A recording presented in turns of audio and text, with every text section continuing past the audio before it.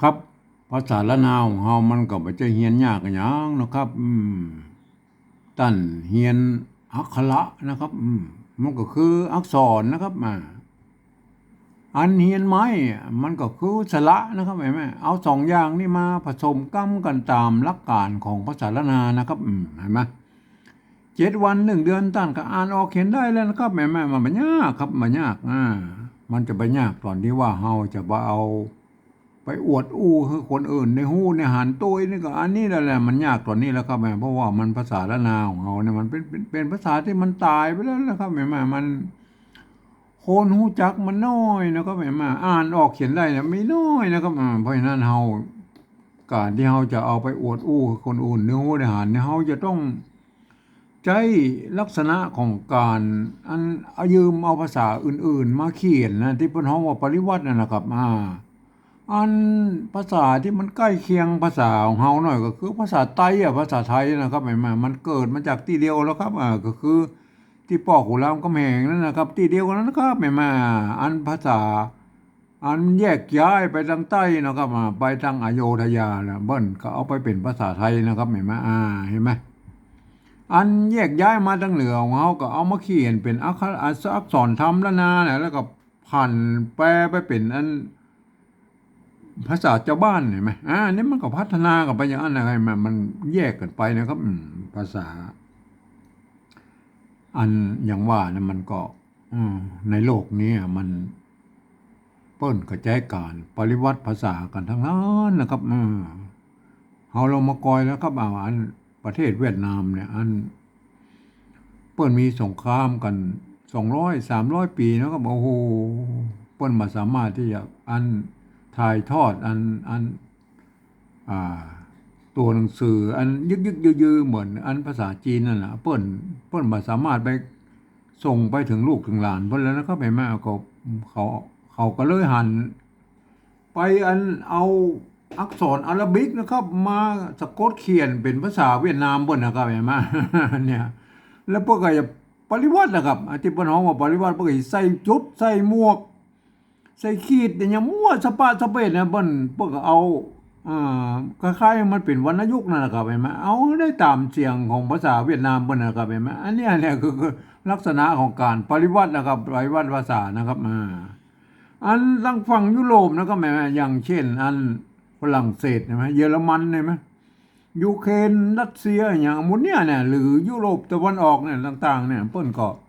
ใช้ลักษณะการปริวัติภาษากันทั้งนั้นนะครับเห็นไหมพวกก็ยืมเอาอักษรอาหรับิกนี่แหละครับแม่เอามาเขียนนะฮะมาเขียนเป็นภาษาของเปิ้นจะใส่จุดนะ2 จุดก็มีนะครับอันบางครั้งเนี่ยเปิ้นก็เปลี่ยนอักษรนะครับแปลงดัดแปลงตัวอักษรบางตัวให้มันเป็นตรงกับเป็นสำเนียงภาษาของเปิ้นเห็นไหมมันก็มีนะครับอันเนี่ยคือลักษณะของการปริวัติภาษานะครับสำหรับภาษาอังกฤษนั่นน่ะเปิ้นเอา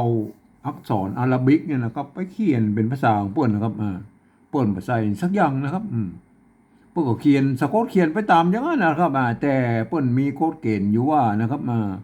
เปิ้นสามารถพันเสียงออกได้ ตัวเองตาไปตามบริบทนะท่านจะเอาเอกโทตีจตวาก็ว่ากันไปนะครับก็หันเข้าไปมันเป็นคำถามมันก็ว่าก็ไปเหมือนยังนะคำเดียวนั่นแหละเป็นประโยคธรรมดามันก็ว่าก็ไปเหมือนยังเนี่ยมันเสียงน้ำยังนี่แม่มันก็ยังไงนะครับเปิ้นสามารถพันได้กู้เสียงนะครับภาษาอังกฤษเนี่ยแล้วแต่บริบทนะครับก็เหมือนภาษาละนาของเฮายุคต้นๆนะครับหลังจากที่มันเป็นภาษาธรรมบาลีนั่นแหละครับมาก็เป็นภาษาชาวบ้านยุคแรกๆของภาษาชาวบ้านของเฮาเนี่ยนะครับมันก็บ่มีไม่ย่อไม่สั้นนะครับแม่มาป้นก็พันเสียงได้ไปตามบริบทเหมือนภาษาอังกฤษนั่นแหละครับแม่มาก็ว่าไปนะครับอ่านยากนะครับสมัยนั้นเห็นไหมเห็นไหมรุ่นหลังๆมาป้นก็ใส่ไม่เอกไม่โทไม่ย่อไม่สั้นเห็นไหมมันก็พันได้6 เสียงในปัจจุบันนี่เห็นไหมอันนี้คือลักษณะของการปริวัติภาษานะครับเห็นไหมในการปริวัติภาษานะผมเองเนี่ยผมได้ใช้หลักการของสภาวัฒนธรรมมหาวิทยาลัยเชียงใหม่นะครับ เปิ้นตกลงกันไว้เมื่อปลายปี28นะครับเปิ้นตกลงกันไว้ว่าอย่างอี้นะครับการที่จะเอาภาษาไทยนะมาสะกดเขียนภาษาละนาเนี่ยเป็นภาษาละนาเนี่ยลือที่เปิ้นฮ้องว่าปริวัตินั่นแหละครับ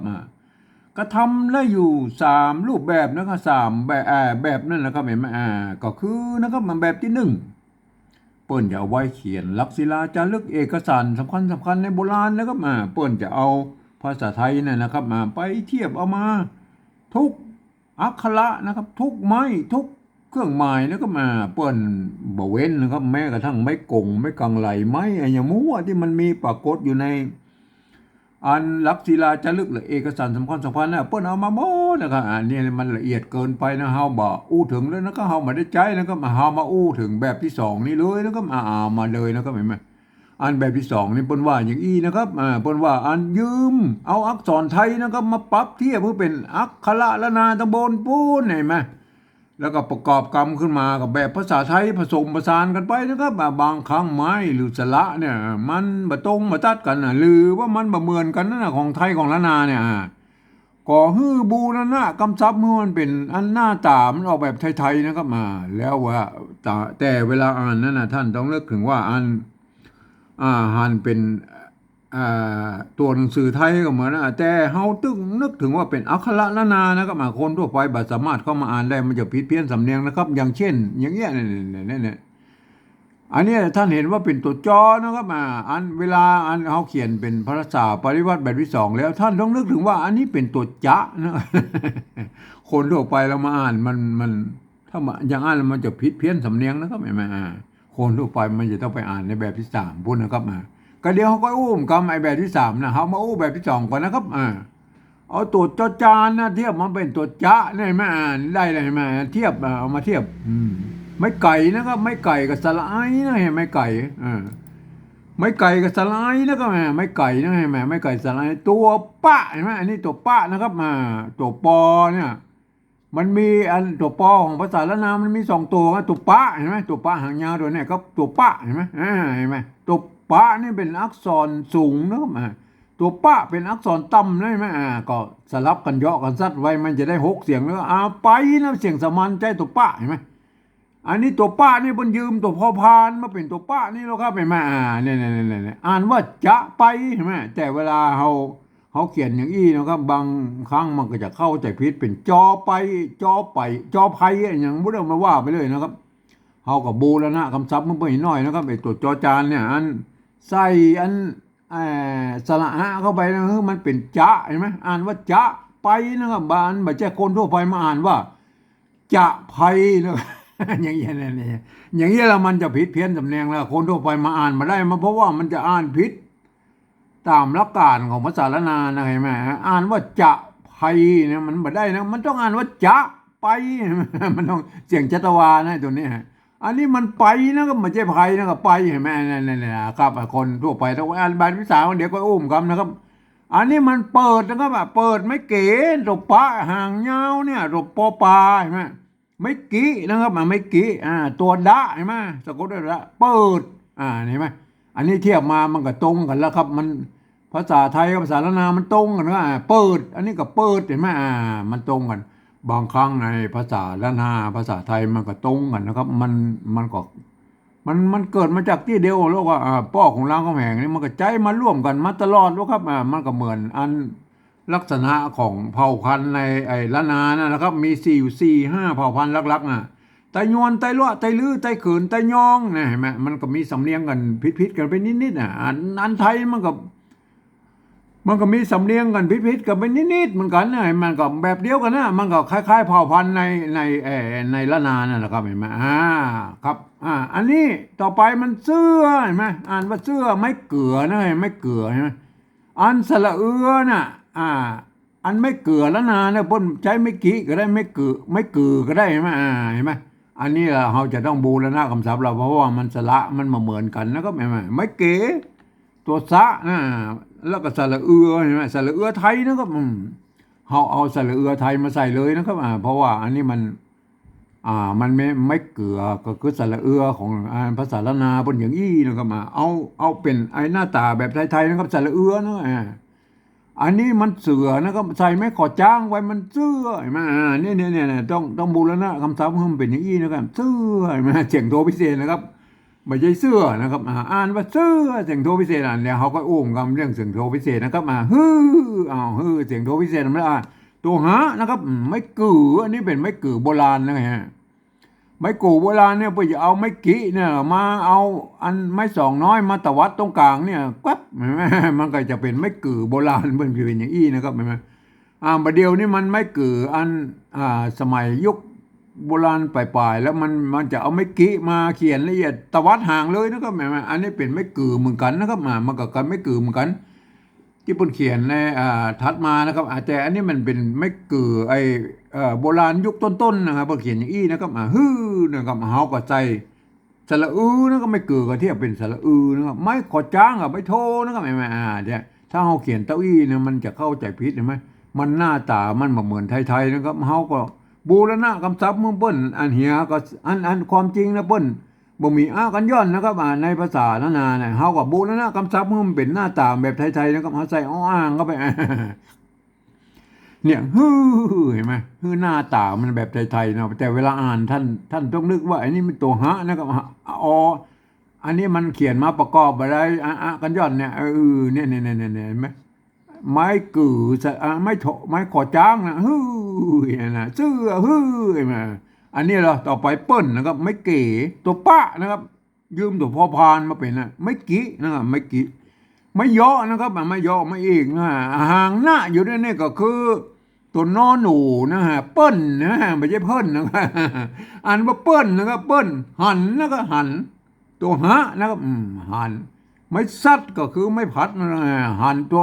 ห่างหน้าก็คือนอหนูใช่ไหมหันหลังนะตัวละนะครับห่อรอนะครับละนะครับอันไม่ซัดนะครับไม่พัดนะครับตัวงะนะครับงองูนะเห็นไหมหันหลังเห็นไหมอันก็ได้เลยเห็นไหมอันนี้คือภาษาปริวัติแบบที่สองพวกเขาจะเปิ้นก็จะเขียนได้อย่างอี้ไหมเฮาก็อ่านไปตามหลักการของภาษาละนานนะฮะจะไปเปิดเสื้อ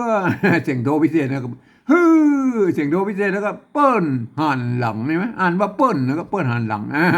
เอาตัวตอบวรรคต่อไปก่อนครับอันนี้มันจะนะครับตัวจะ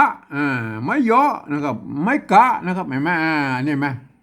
อันนี้อ่านว่าจะนะครับอ่านว่าจะนะครับ อันนี้มันตัวหน้านี่มันอ่านว่าจะเนี่ยเห็นไหมมันผิดกันนะครับอันนี้มันจะนะครับอันนี้มันจะนะครับอันนี้มันจะเสียงจัตวานะอันนี้มันจะเสียงเอกนะเห็นไหมเนี่ยท่านจะเขียนแบบใดก็ได้นะครับเพราะว่ามันภาษาละนามมันก็เขียนได้หลายๆแบบนะครับ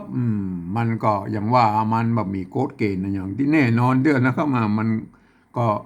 สุดแล้วแต่อันเปิดนิยมเขียนกันนะครับแต่ละเผ่าพันธุ์มันก็เหมือนกันนะครับไปนะครับไม่ไก่ยืมตัวป้ามาเป็นตัวยืมพอพานมาเป็นตัวป้านี่นะครับเห็นไหมจะไปนะครับจะไปอันนี้มันหน้ามัน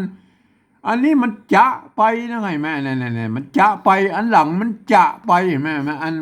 มันเป็นเสียงเองนะครับจะเห็นไหมปึ๊ดนะครับอันนี้ตัวป้านะครับอันนี้ตัวป้ายืมพอพานมาเป็นไม้กือเห็นไหมอันนี้ไม้กือความจริงแล้วไม้กือในยุคต้นๆเปิ้นใจไม้กือหมดนะครับไม้กือแตนไม้กือเนี่ยไม้กือคืออันเดียวกันนะครับเปิ้นจะใช้กันหมดนะครับเปิ้นบ่แยกนะครับรุ่นหลังๆมาก็เอาให้มันคล้ายๆแบบภาษาไทยนะเป็นสระเสียงสั้นเสียงยาวนะก็ใส่ไม้กือมันเทียบภาษาไทยหน่อยนะครับไม้กือนะสระก็โอเคนะครับคือมันแยกกันไปอย่างก็ดีเหมือนกันเอาไม้กือก็เอาเทียบเป็นภาษาไทยก็คือสระอึนี่แหละไม่กึสระอึนี่แหละก็เห็นไหมตัวดะนะครับตัวอัน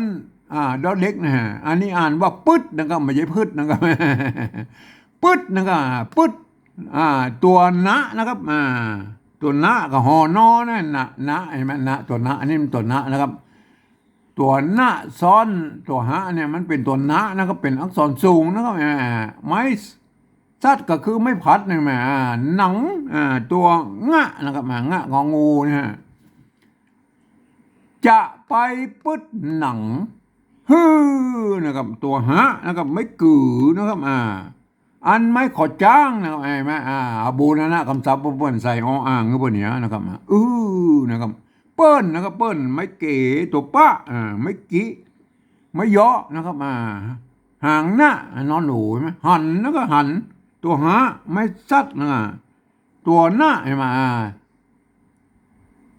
ตัวอันตัวจ้านะตัวจ้าใช่ไหมตัวจ้าก็ยืมชอช้างมาเป็นแล้วก็ใช่ไหม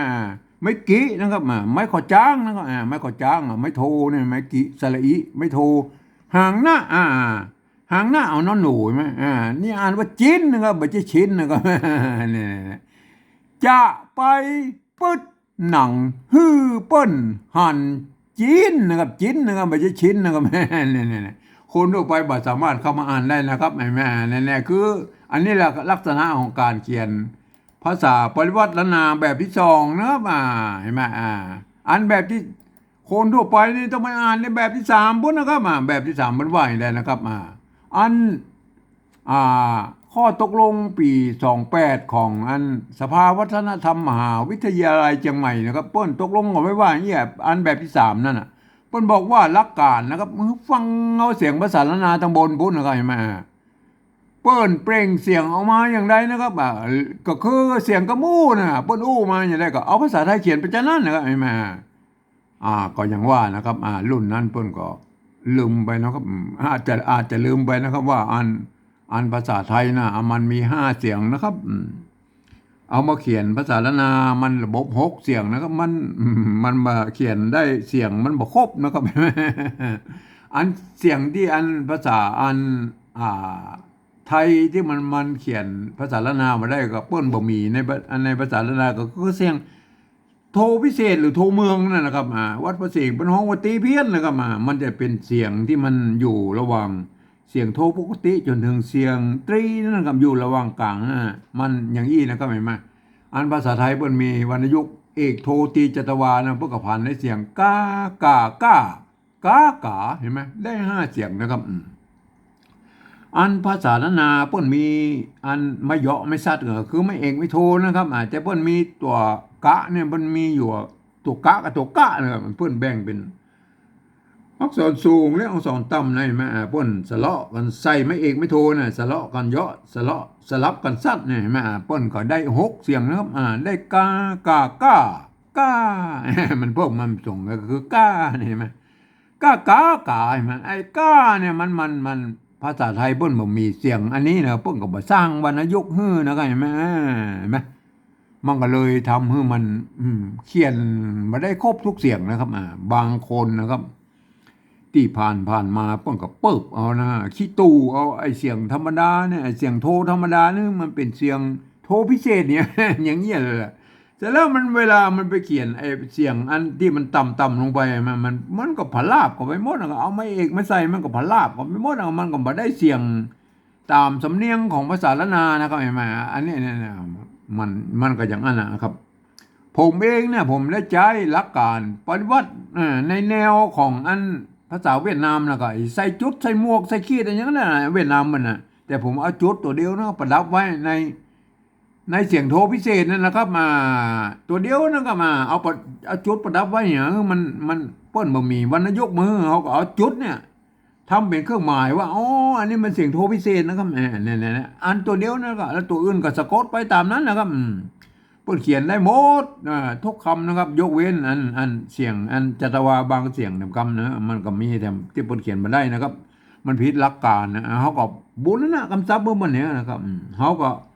เอาแบบหลักการของภาษาเวียดนามนั่นแหละที่เปิ้นเขียนนั่นแหละก็เอามาเขียนแล้วก็ไอ้แม่เอามากอยแล้วนะก็เอามากอยแล้วนะเขาว่าไปเป็นฉากแล้วก็ไอ้แม่อันตัวแรกนะครับภาษาละนาเปิ้นว่าจ๊ะนะครับเสียงจัตวาจ๊ะอันนี้ตัวเนี้ยมันจ๊ะแล้วยังเนี่ยตัวแรกเนี่ยเห็นไหมตัวแรกนี่ภาษาไทยเปิ้นอ่านว่าจ๊ะเห็นไหมเสียงเอกเห็นไหมเพราะฉะนั้นหอยใส่ไม่จัตวาเปิ้นเนี้ยนะครับเห็นไหมเนี่ยอันนี้ถึงแม้ว่ามันจะผิดหลักการของภาษาไทยน้อยก็ได้จำมาเด้อภาษาสระเสียงสั้นเปิ้นบ่สามารถใส่ไม่จัตวาได้ไหมเฮาเบานึกถึงอย่างนั้นแล้วเฮาเบามากดเก่งอย่างนั้นเฮาเบามาแล้วเฮาเอามา เฉพาะเป็นบางกฎเกณฑ์นะครับกฎเกณฑ์อย่างนี้เนี่ยเขาจะใช้หลักการกับแบบภาษาเวียดนามที่มันปริวัติภาษานะเพิ่นเอาอันอาหรับิกนั่นนะเอาภาษาอาหรับิกมาเขียนนะครับก็ใส่สปะเหมือนกันอันนี้เขาเหมือนกันนะครับเขาเอาภาษาไทยมาเขียนเขาก็ใส่สปะเหมือนกันนะครับเขาคือเอากระแตเขาก็ยืมเอกโทตีจัตวานะมาใส่นะไอ้มาเนี่ยเขาก็เอายืมเอกโทตีจัตวามาใส่ก็คือมันได้เสียงตามภาษาละนานะครับอันถึงแม้ว่าจะไม่มีในเสียงภาษาไทยก็มันก็บ่ยุ่งเกี่ยวกันแล้วอันนี้คือภาษาปริวัติแบบที่3ดูนะครับอันนี้ว่าอ่านว่าจ๊ะนะครับแม่ตามเสียงภาษาละนาเนี่ยจ๊ะเห็นไหมภาษาละนาเจ้าไตยวนเจียงใหม่นะครับเห็นไหมแต่เป็นมันเป็นใจลื้อใจเขินใจยองใจลื้อใจเขินตังอันไตลื้อไตลื้ออันป้นลำปางแป้น่านพะเยาเบิ่งก็จะอ่านออกเป็นเสียงม้วนเสียงจัตวาเนี่ยนะครับเพื่อจะม้วนจัตวาก็จริงนะครับแต่จะม้วนขึ้นไปเสียงตีพวกนั้นม้วนขึ้นไปนะครับจ๊ะจ๊ะมันจ๊ะมันจะจ๊ะบุรนะครับมันเกือบจ๊ะแล้วนะครับมันจ๊ะมันจ๊ะแล้วมันม้วนเสียงไปขึ้นไปนะครับเห็นไหมจ๊ะมันเนี่ยเกือบเสียงตีเลยมันจ๊ะเห็นไหมอันนี้อ่านว่าจ๊ะเห็นไหมเจ้าจังไหวมันจะอ่านจ๊ะยาวๆนะครับยันเนี่ยจ๊ะมันจ๊ะสั่งจัตวาแท้ๆแล้วนะจ๊ะเห็นไหมอ่านว่าจ๊ะไปนะอันนี้มันไปหรือยังอันนี้มันอ่านว่าไพเห็นไหมพายนะเขาใจต้องใจปอปาเขียนนะครับเห็นไหมเนี่ยได้เลยเห็นไหมจ๊ะไป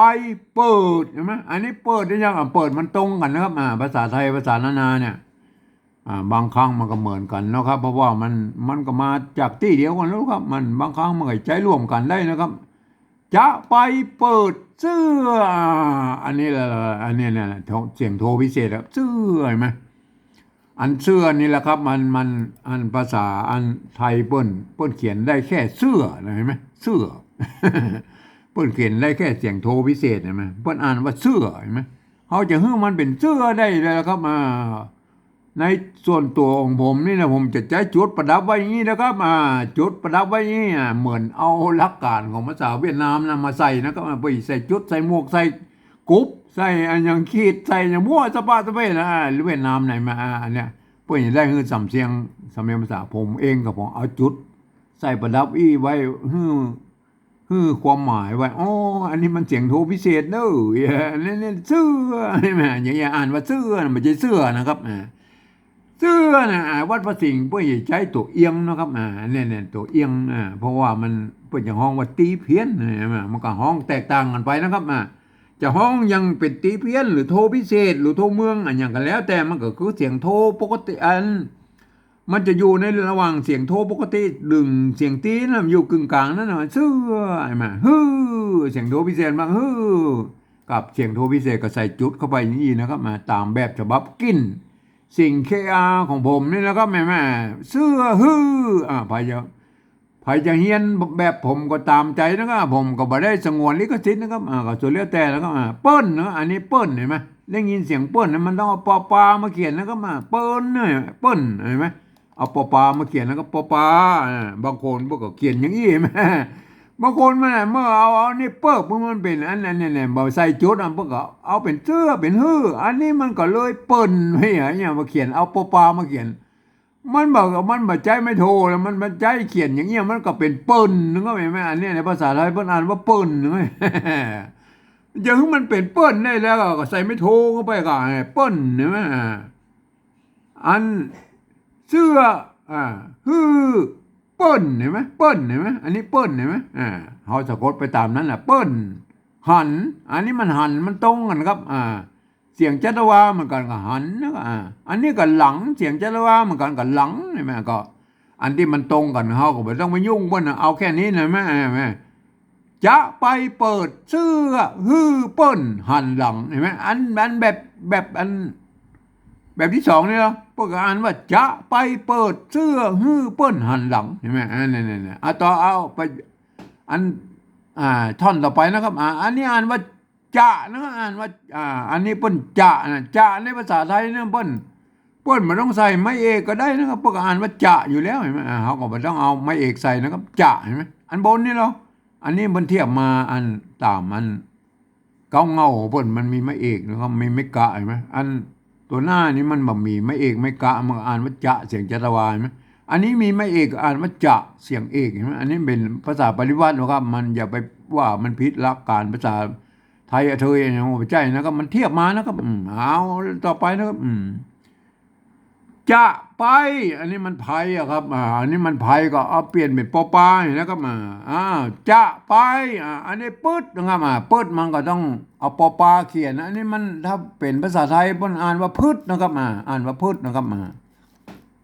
เพราะฉะนั้นเราก็เอาปอปลามาเขียนนะครับปึ๊ดนะครับปอปลามาเขียนนะครับปึ๊ดไม่กึปึ๊ดนะครับไม่กึนะครับไม่กึไม่กึไม่กึไม่กึปึ๊ดอันนี้มันปืดนะปึ๊ดเสียงตีก็ใส่ไม่ตีให้ว่าปึ๊ดหนังหนังนี่มันเต้าแล้วก็เสียงโทพิเศษก็ใส่จุดทุกคนก็โทพิเศษเนี่ยมันยากนะโทพิเศษปึ๊ดเปิ้ลเปิ้ลมันเสียงโทปกติแล้วก็ตัวเขาต้องเอาใจป้าเขียนเสียงโทปกตินะโบที่อ่านไม่เอกกับเปิ้ลไม่โทกับเปิ้ลเห็นไหมเปิ้ลหันได้ยังหันก็ได้แล้วจีนนะครับอันนี้มันคนภาษาไทยเพิ่งอ่านว่าชิ้นนะเขาก็เอาตัวจอจานเขียนนะครับไม่กี้นะครับจีนนะครับจีนกินกินเอาโทนะจิ้นจิ้นเห็นไหมจิ้นเราจิ้นก็ใส่จุดเนี่ยเห็นไหมหล่นจิ้นเห็นไหมอันเนี้ยเป่าปุ้นจิ้นเห็นไหมเสียงโทปกติเนี่ยจิ้นเห็นไหมจิ้นเห็นไหมเห็นไหมได้กูเสียงแล้วก็จิ้นจิ้นมันเสียงตีแล้วครับเสียงตีก็ใส่ไม่ตีจิ้นได้อะไรมาจิ้นเห็นไหมได้อะไรมาอันนี้อันนี้เอาเขียนได้แล้วก็ภาษาปริวัติแบบที่3นะครับตามแบบฉบับกิ้นสิ่งที่อ้างผมนี่นะครับเห็นไหมก็เพื่อเป็นฝรั่งมาค่านะครับมาอ่านถ้าเปิ้นเรียนภาษาไทยมาแล้วอ่านไปตามหลักภาษาไทยนะครับแต่มีข้อยกเว้นว่าอ่านกรรมที่มีจุดนี่อ่านออกเสียงโทพิเศษนะครับนอกนั้นก็อ่านไปตามกฎเกณฑ์ของภาษาไทยนะครับก็ไอตัวอยอ่านตัวยอยักษ์ไทยนะครับออกเสียงไทยนะยอยักษ์ตัวเดียวอ่านเป็นยอนะครับตัวยอยักษ์ละนานะครับท่านอ่านไปก็ท่านจะได้อันสำเนียงภาษาละนาไตยวนไปเลยนะครับเห็นไหมอ่านมาอย่างนี้นะครับจะไปเปิดเสื้อเปิ้นหันหลังใช่ไหมจะไปปึ๊ดหนังเปิ้นหันจิ้นเห็นไหมอันนี้ก็อันแบบที่2นี่แล้วผมเห็นคนอันที่เปิ้นเรียนภาษาละนามานะครับเปิ้นอย่างหู้ไว้ว่าอันนี้เป็นตัวจะตัวปะนะครับตัวปะนะตัวสะนะครับตัวหะนะอย่างเนี่ยคนทั่วไปอันนี้ตัวจะเนี่ยมันคนทั่วไปมาอ่านมันบ่เข้าใจแล้วมันจะหันหน้าเป็นภาษาไทยแล้วมันก็อ่านไปผิดเพี้ยนนะครับมันอ่านไปตามหลักภาษาไทยบ่ได้นะครับมันต้องอ่านตามหลักภาษาละนานะครับอันแบบที่2เนี่ยเฮายืมเอาภาษาไทยมาเขียนเป็นภาษาละนานะครับเป็นเพราะฉะนั้นเฮาเวลาอ่านเฮาจะต้องใจรักภาษาละนาอ่านนะครับอ่านว่าอย่างนี้นะครับจะไปเปิดเสื้อเปิ้นหันหลังจะไปปึ๊ดหลังปึ๊ดหนังเปิ้นหันจิ้นนะครับเห็นไหมต้องอ่านอย่างนี้นะครับอ่านภาษาอันละนาพวกเขาเขียนได้อย่างนี้นะเห็นไหมบางครั้งมันก็จะอ่านอัน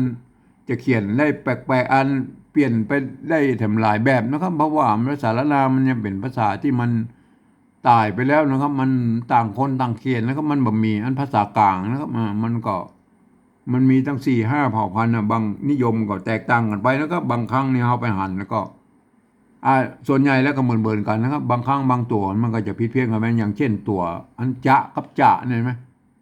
อ่านบางที่พวกเขาเขียนว่าจะบางที่พวกเขาเขียนว่าจะมันก็อันก็โยนกันไปนะครับเห็นไหมอันเสื้อเนี่ยเห็นไหมไม่เกลือเนี่ยบางครั้งพวกเขาใจไม่กี้เนี่ยบางครั้งพวกเขาใจไม่เกลือตะวัดเนี่ยบางครั้งพวกเขาใจไม่เกลืออันโบราณอย่างนี้มันก็ส่วนแล้วแต่นะครับมันก็เขียนมันก็อนุโลมกันไปนะครับเห็นไหมอันเนี่ยไม่เกลือเนี่ยบางครั้งพวกเขาใจ ไม่กืออันยุคโบราณปลายๆไม่กือตะวัดเนี่ยเอาไม่กี้มาหาตะวัดห่างนี่มันก็ว่ากันไปนะครับมันฮือเนี่ยไหมอันปึ๊ดเนี่ยไหมปึ๊ดมันโบราณไปใจไม่กืออันตะวัดห่างนะครับเห็นไหมมันก็ปึ๊ดเหมือนกันใช่ไหมมันก็ไม่กึไม่กึเนี่ยมันมามีนะครับอันโบราณน่ะไม่กึไม่กือนี่มันเต้ากันนะครับมันใจอันเดียวกันนะครับเห็นไหมก็โยนกันนะครับเฮาบ่สติ๊กกันนะครับเฮาก็ว่ากันไปนะครับอ่านภาษาละนานะเปิ้นก็อ่านกันได้นะครับอ่านว่าอย่างนี้นะเห็นไหมจะไปเปิดเสื้อฮื้อเปิ้นหันหลังจะไปปึดหนังฮื้อเปิ้นหันจิ้นเห็นไหมเปิ้นก็อ่านนี้นะครับแหมครับ ภาษาละนามันก็อย่างอี้นะครับถ้าเราจะไปขยายความให้คนอื่นได้ฮู้ในหันตุ้ยเนี่ยท่านจะจ้องใจมีหลักการปริวัตินะครับปริวัติอันภาษานั่นน่ะผมได้ใจหลักการของภาษาอันปริวัติภาษาของอันสภาวัฒนธรรมมหาวิทยาลัยเชียงใหม่เปิ้นตกลงกันไว้ไม่ป่ายปี28นะครับเปิ้นตกลงกันผมก็เอาข้อตกลงนั้นนะมาเป็นหลักนะครับแต่ก็จำเป็นจะต้องดัดแปลงอย่างบางคิดบางหน่อยนะครับเพื่อให้มันได้ตามเสียงภาษาละนานะครับสำหรับคนอื่นนะครับที่เอาเอาภาษาละนาเนี่ยเอาภาษาไทยมาสะกดเขียนนะครับท่านจะเขียนได้ก็ได้นะเป็นเรื่องของท่านนะครับเป็นลิขสิทธิ์ของท่านนะครับเปิ้นอันอภัยก็บอกว่าอย่างของท่านนะว่าแล้วแต่ความสามารถของท่านว่าจะเขียนให้มันได้เสียงตามภาษาละนาได้อย่างไรนะครับก็ไปเกิดกันเอาเองนะครับก็มันไม่มีไผว่าแล้วครับครับ วันนี้ผมก็ขออันบรรยายเพียงแค่นี้นะครับ